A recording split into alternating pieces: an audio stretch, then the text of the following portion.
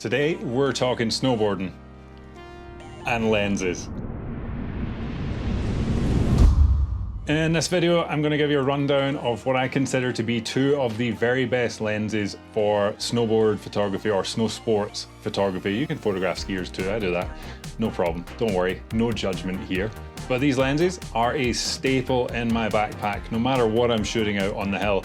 And that's why they're my favorites. And before we get into it, if you're new to the channel, my name is KJ Miller. I am a snowboarder and a commercial photographer, and I've worked with all these brands right here over the last couple of years, and I'm here to share my knowledge and help make you better at your craft. Now, let's get down to business. First lens is, for me, it's the Sony 70-200 f2.8 G Master. No matter what brand you're shooting, it's the focal length that's important here. I'm just flexing a little bit low-key because, quite frankly, this is the sharpest, fastest lens I have ever owned, and I'm stoked to talk about it. But 70-200, whether you're on Canon, Nikon, Sony, or other, it's the focal length that we're going to be focusing on. So I chose this one first because if you're new to this, distance between you and your athlete, snowboarder buddies is probably a good thing. Knowing where to be on the hill and knowing where is safe on the hill is something that comes with time and communication between you and your rider. But in the absence of all that, when you're just getting started out, having the zoom function to 200mm on this allows you a great deal of safe space. And being comfortable and confident in front of the camera as well as behind the camera is super important, because feeling calm and confident as a photographer and as an athlete usually results in better photos at the end of it. So another benefit to the 70-200 is that you can follow your rider for quite a while by zooming out. So you start at 200 when they're far away, they're slashing some pow, or they're riding through the park and getting closer and closer, and you can just like zoom out and get them on 2 or 3 features in the park, or getting 2 or 3 big rooster tail turns in the powder. And if you don't know what a rooster tail turn is, check this out.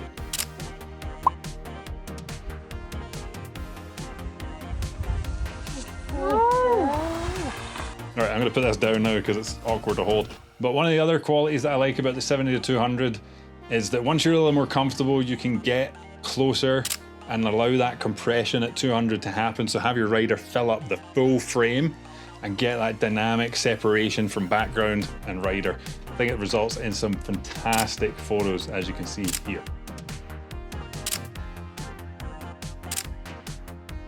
Another reason that I like the 70-200 is when you set it to 70mm, crank up the aperture to f13, lower your shutter speed to about 1/50th, 1/60th of a second. It's a great focal length for those panning shots. So at 70mm, the movement of the lens is obvious enough that you don't have to lower your shutter speed too much. It gives a nice, speedy effect as you shoot your rider coming past you. And as you can see in these shots, it's a pretty cool effect to blend into your portfolio.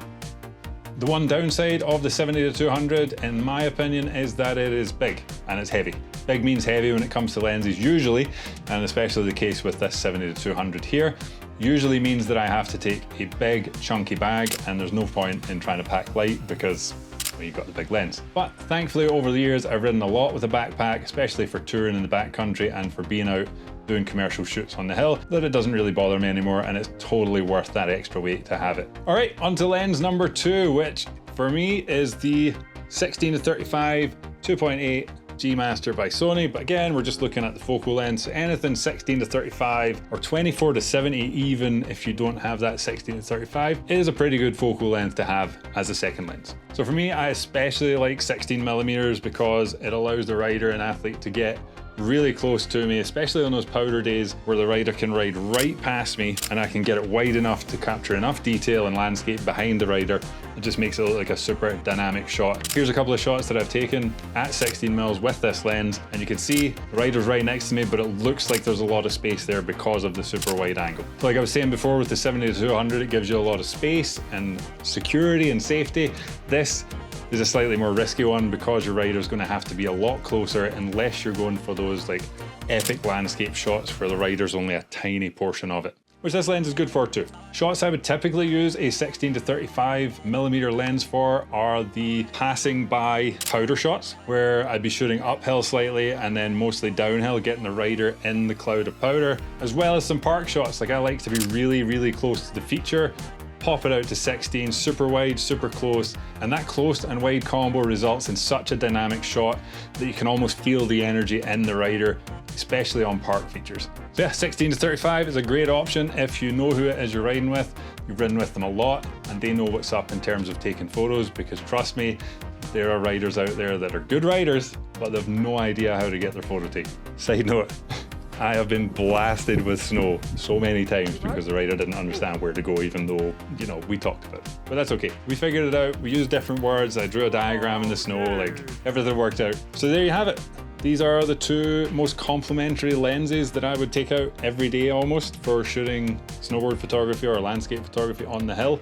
I think they complement each other wonderfully. I've got a full range, especially if I replace this with a 24 to 70. I've got 24 mils all the way up to 200, which can result in a huge variety of shots to come home with. So thank you for watching. If you made it this far, what lens would you take out first and why? And if this video has been at all helpful, I sure would appreciate if you'd consider subscribing. I'm dropping videos on a weekly basis that will help you improve your game in photography and running a business. So please do consider subscribing if you found this video useful, and I will see you in the next video. Cheers!